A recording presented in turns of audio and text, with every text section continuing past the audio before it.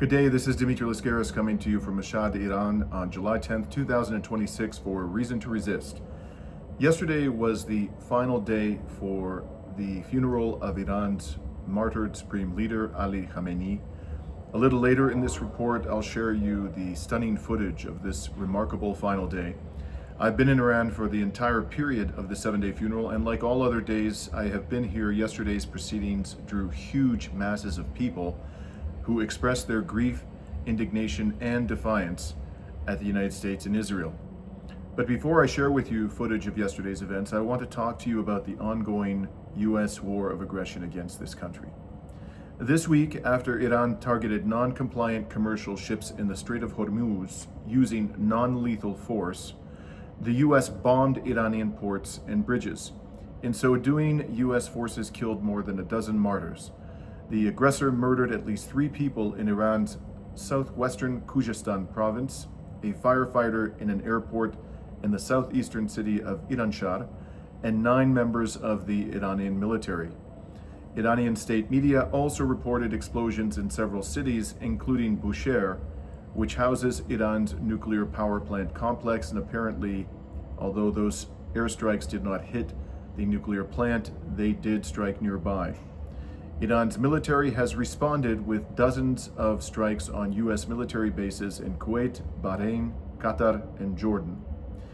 Iran's Islamic Revolutionary Guard Corps said it carried out attacks on, quote, key infrastructure and facilities, close quote, at bases used by the criminal U.S. military in Arifjan and Ali al-Salam in Kuwait, Jufair and Sheikh Isa in Bahrain, and also, I believe, Al Udeid in Qatar.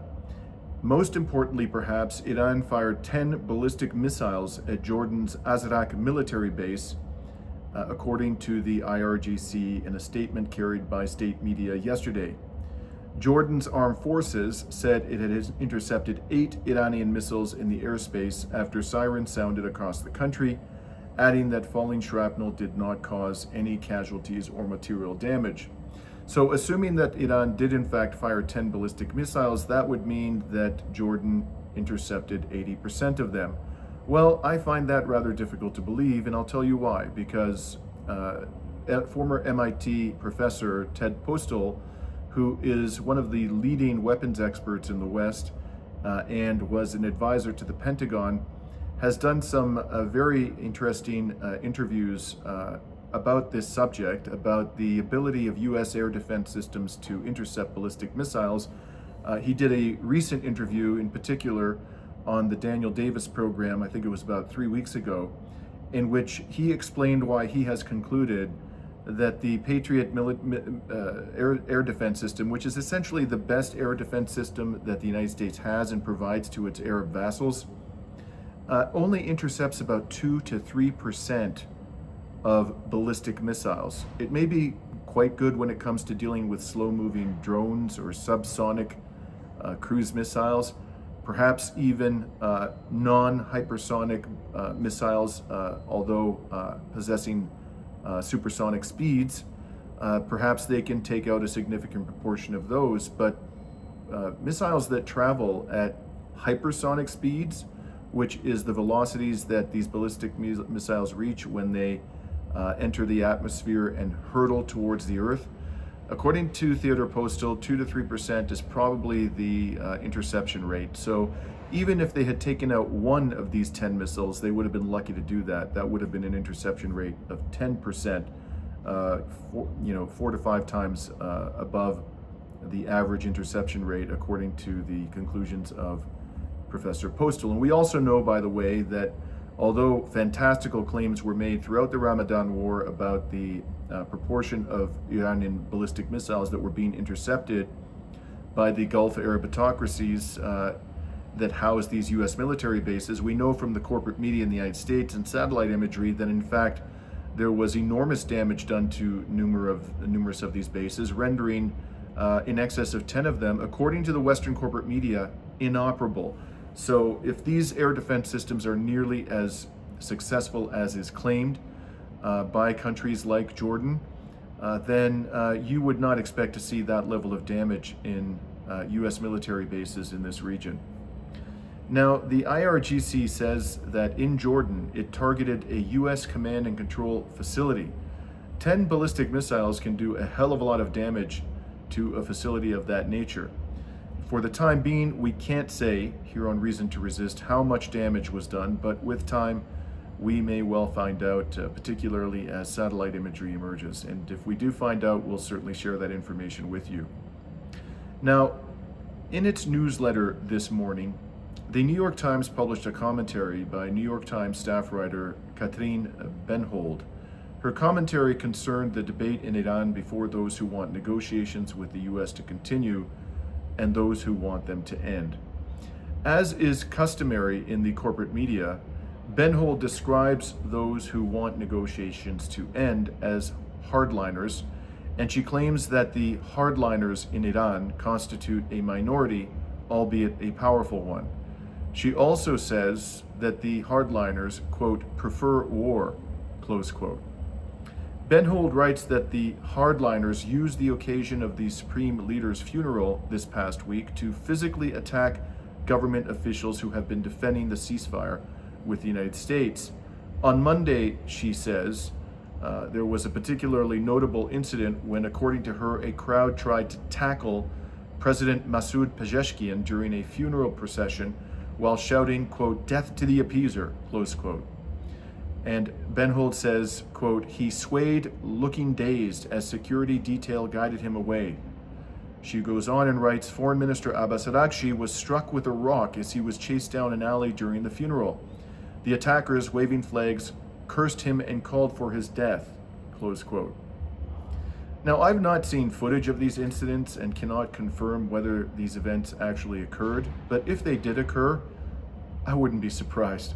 Not based on what I've seen and heard in the streets of Tehran and Mashhad all week. That being said, I take strong issue with several aspects of Benhold's article. First of all, if it is in fact true that irate Iranian citizens threatened the president and the foreign minister in that way, and I'm not suggesting that they were going to lynch them or anything like that. I have no reason to believe that they intended to carry out any kind of a death threat or even cause them grievous bodily injury. But just taking at face value what she said, they did. If in fact they did that, it seems a little difficult to reconcile with the narrative that the Iranian government is a brutally oppressive regime that is effectively dictatorial. Would people behave this way in a country, ordinary citizens, towards the president and the foreign minister, especially during a critically important state event, if they were liable to be carted off to prison and tortured or worse for offending the dignity of the president and the foreign minister in that manner? And Benhold doesn't seem to grasp that there's an inconsistency between what she recounts happened this week and the New York Times standard editorial line that the Iranian government is one of the most repressive and dictatorial regimes on earth. But there are other aspects of this with which I take greater exception. First of all, her use of the term hardliners. You know, you aren't a hardliner because you believe that there is nothing to be gained by negotiating with that psychopath, pathologically lying, narcissistic megalomaniac, and genocidal Donald Trump. That's just common sense. Why would anyone thinking rationally, looking at the way Donald Trump has behaved, believe that those negotiations are going to result in an agreement that Donald Trump will respect and that will be in the interests of the Iranian people and the Iranian state? That's simply an irrational belief. So I think a far more accurate term of the so-called hardliners is realists, or I would call them pragmatists. They're being practical, they're being realistic. They're looking at Donald Trump's behavior and they're saying this is a pointless exercise, and if we do any kind of a deal, he's going to use it to somehow disadvantage us even further than he's already done. But she characterizes them as hardliners, which obviously carries a negative connotation. It suggests that these people are extremists, that they're inflexible, that they can't be reasoned with, when the reality is that they're being all too reasonable. They see the reality of what Donald Trump is, and they are, urging upon their government a policy which takes into account that reality, namely that negotiations with this monster are a fool's errand and likely only to lead to further disadvantages for the nation of Iran and its people. Now, she goes on and she says that the hardliners so-called hardliners constitute a minority, a claim for which she provides zero evidence. That's a pretty important claim to be making at this point in time, when the negotiations between the United States and Iran have broken down, and this is a war that has potentially profound consequences for the global economy and the U.S. economy included. So I would say that it's journalistically incumbent upon her to provide some kind of evidence, something to back up the claim that these so-called hardliners constitute a minority. Now, I don't have polling evidence to provide to you, and if I knew of any, I would. I would cite it to you whether or not it is consistent with my own experience, but I can tell you what my own experience is for what it's worth. And, it is not anywhere close to, it doesn't have anywhere close to the evidentiary value of scientifically valid polls, but nonetheless, it's something. And I can tell you that going through the streets of Iran and interacting with people, I saw enormous amounts of hostility towards the negotiation process and immense skepticism. I heard this over and over again. I saw quite literally, when I add up all the people I saw chanting against negotiations and carrying banners opposed to negotiations, it's probably in the tens of thousands, and that's just what I saw in the streets. So I really question whether these people constitute a minority. I think it's entirely possible that a majority of Iranians think that it is contrary to the interests of the Iranian state to be negotiating with this mendacious psychopath. And as I say, that's simply logical. And my sense is that most Iranians have common sense, and they are rational people fundamentally. And if that is the case, and they're paying attention, as I'm sure they are, to Donald Trump's current behavior and his record, the majority would be of the view that these negotiations should be brought to an end forthwith, and perhaps that they should never have begun with or been undertaken to begin with. The third claim with which I want to take exception in this Ben-Hold piece of toilet paper is the claim that the so-called hardliners prefer war. I haven't met a single person in Iran, of the many people I've met during my 3 trips to this country, across this country during the past 14 months, who actually wants war.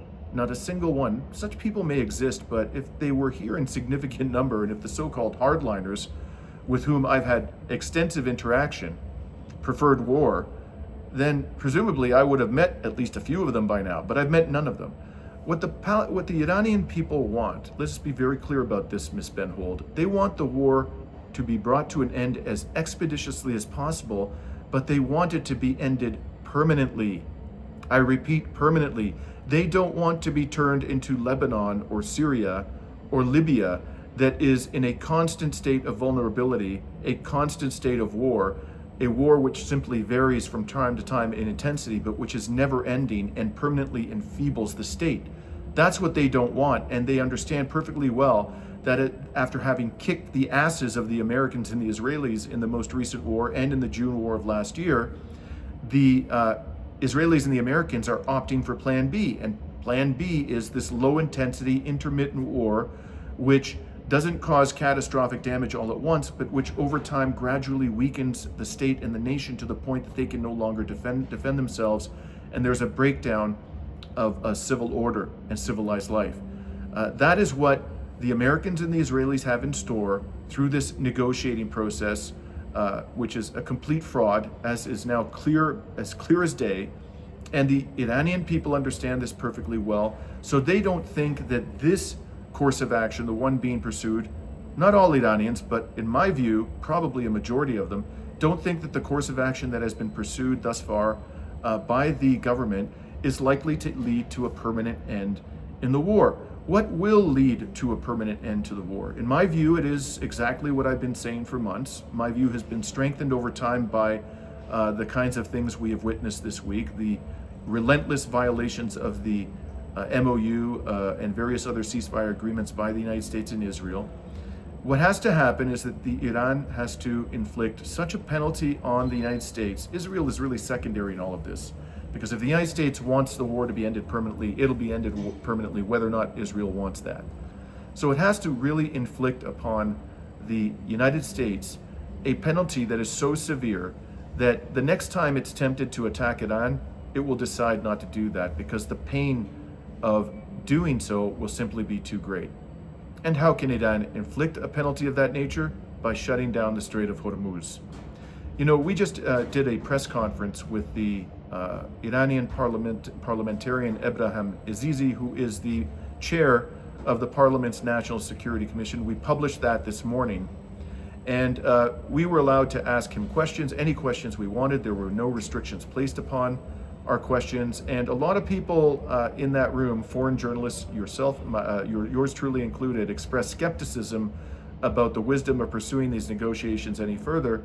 And one question which I asked, it's at the very beginning of the video we published this morning, or near the beginning, was in light of the many violations of the MOU by the Trump regime, and in particular the fact that it has now reimposed sanctions on the sale of Iranian oil, what are the benefits to Iran of continuing to comply with the MOU? And isn't it in fact the more logical approach to close the Strait of Hormuz again, to impose maximum pressure on the United States economy and through it the government of the United States?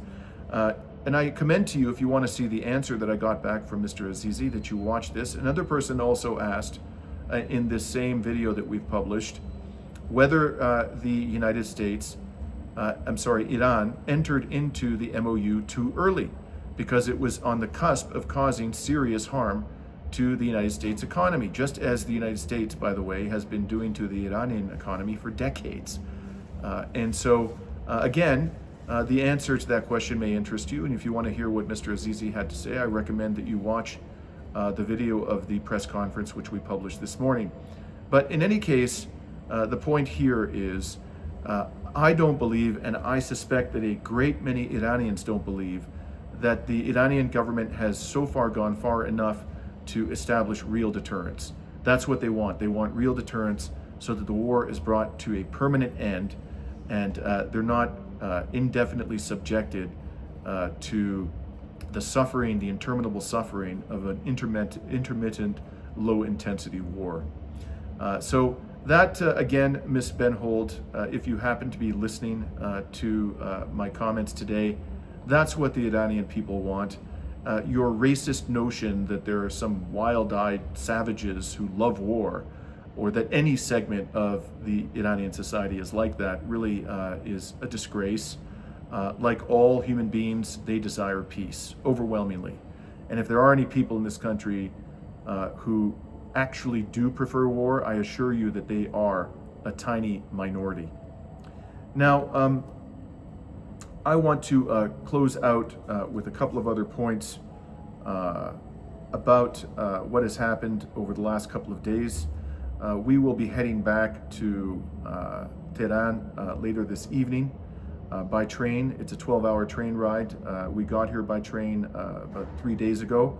Our voyage back to Tehran was complicated by the fact that the Trump regime bombed bridges, railway bridges connecting Tehran to Mashhad. And in fact, we passed over one of these bridges on our way here.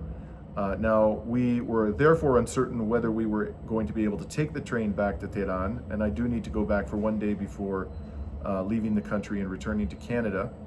But we are told that the government seems to have found a solution quickly dealing with the problem created by the bombing of this civilian infrastructure. By the way, this railroad is very important. It's strategically important to Iran because it connects Iran, I understand, to China and also to Russia.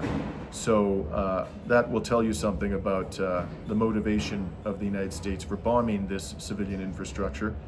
And of course, there's the additional motivation it may have had that people were traveling from the capital to Mashhad for the final day of the Supreme Leader's funeral. But I suspect the main motivation was to impede economic relations between the Islamic Republic of Iran and its partners, China and Russia. Now, in the days ahead, I guess we'll find out whether the Iranian government has gotten the message, which I think a great many of its citizens tried to convey during the past week, as to the way they feel about negotiations with the sociopath in the White House. With that, let's turn to the footage of the final day of the Supreme Leader's funeral, which took place yesterday. I'll just mention briefly, you'll see as this report, on-the-ground report yesterday unfolds, that we had expected that the coffins of the martyrs would be brought down one of the main boulevards leading to the Imam Reza's shrine, where the martyr Ali Khamenei was finally laid to rest last night. But in fact, they were not brought down to through the main boulevards, and we were not able to view at the end of the day the delivery of the coffins to the shrine. We learned that they had arrived by video feed on Iranian state media, but you will see in the video I'm about to show you the extraordinary and impressive gathering of masses of people, both inside and around the Imam Reza shrine as they waited for the arrival of the body of their beloved and martyred leader. And at the very end of this clip that I'm about to show you from last night's events, you will hear a gigantic throng of mourners chanting in unison, and the words that they chanted were quite powerful. They were, "All these armies have come for the love of their leader." This is Dimitri Lascaris coming to you on July 9th, 2026 from Mashhad, Iran. This is the site of the last day of the 7-day program for the funeral of the martyred Supreme Leader of Iran, Ali Khamenei. We have been here in the country every step of the way, in the streets, at the mosques, where mourners gathered to pay their respects and to grieve, and also to express their indignation, and all of it will culminate in a few hours' time at the Imam Reza shrine, which is directly in front of me at a distance of a couple hundred meters. But for the time being, I want to show you what is behind me. That is the Imam Reza Boulevard, and as you can see, it is absolutely jam-packed with mourners as far as the eye can see. And the coffin of the Supreme Leader, along with the coffins of his slain family members, his martyred family members, are, we understand, somewhere down that absolutely jam-packed boulevard, and they should have arrived by now at the shrine, but because of the great mass of people who have assembled there waiting for the coffins to arrive, their arrival has been much delayed. And we are going to share with you in a few moments footage of what I just saw and experienced down in the streets, both on Imam Reza Boulevard and on our way from a hotel, which is near the main entrance to this gigantic shrine complex. But I'm going to start by showing you what I can see right now, looking in front of me at the shrine.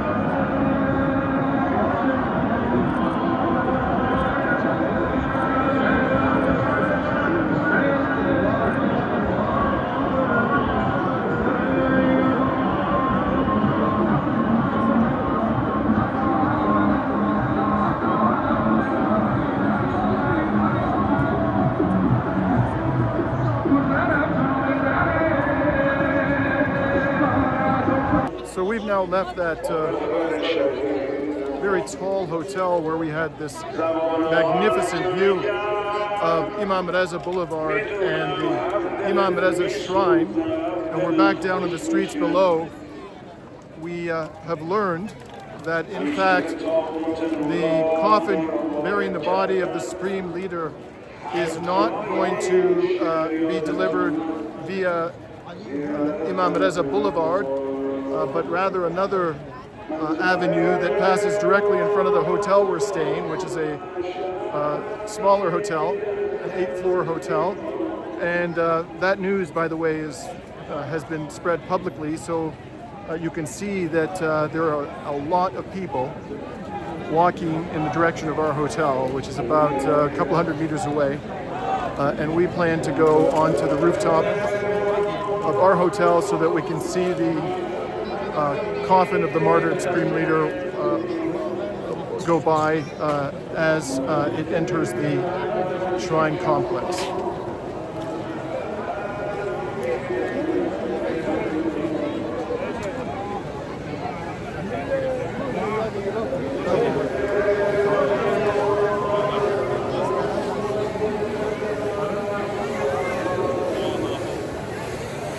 More water to keep us cool.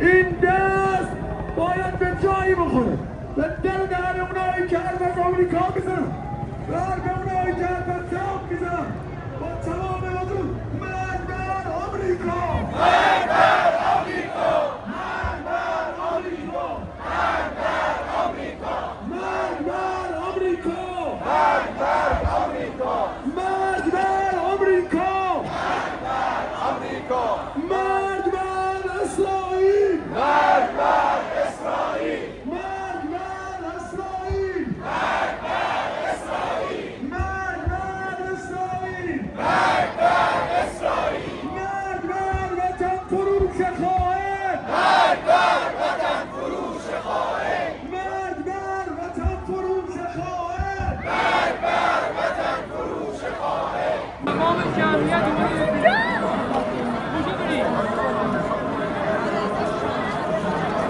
جمعیت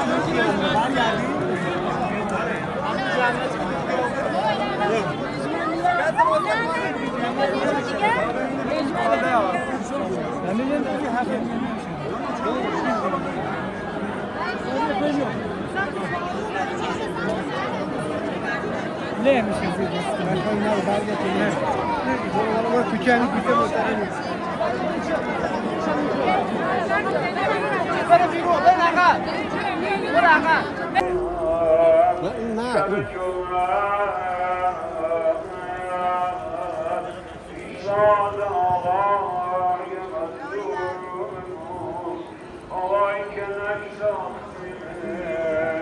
الان میگیم نشناختیمت چقدر دلمون میسوزه همین شب صبح مادرش باشه کربلا میارم داد زن منیر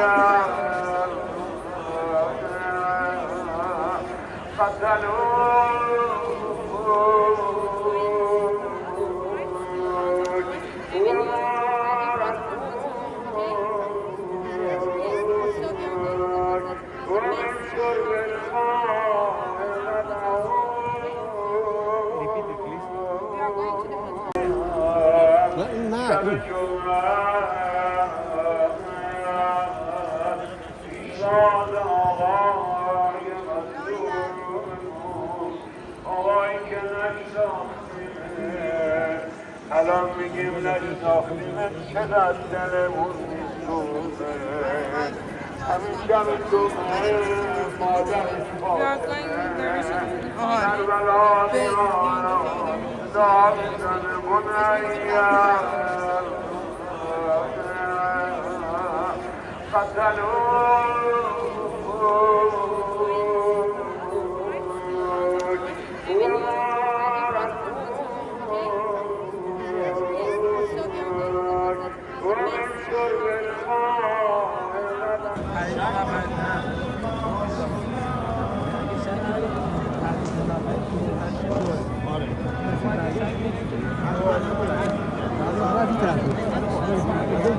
یه لحظه اجازه بدید میشه با بده رو نداریم یعنی تو اصلا نمیدونی داری یا نداری فقط تو داری نمیدونی رفت یا نه خب یه جا پیدا کنیم با نماز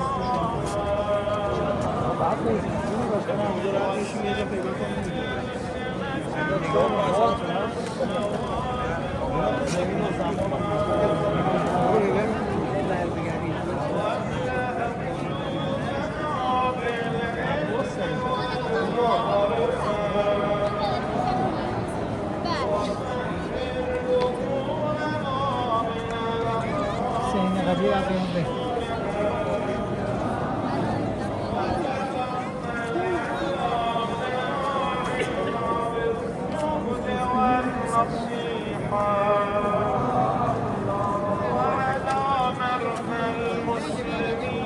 بالشفاء والراحة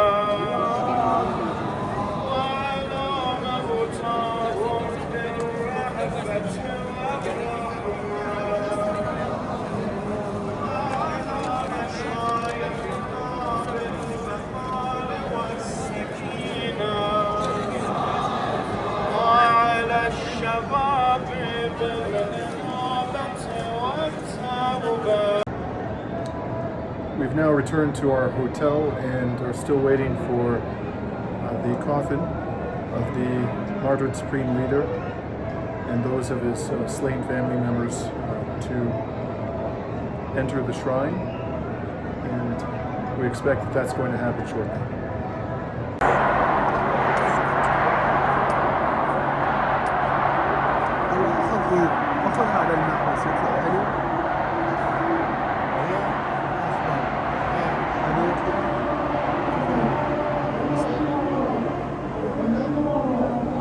خلي له ضوء بالصورة.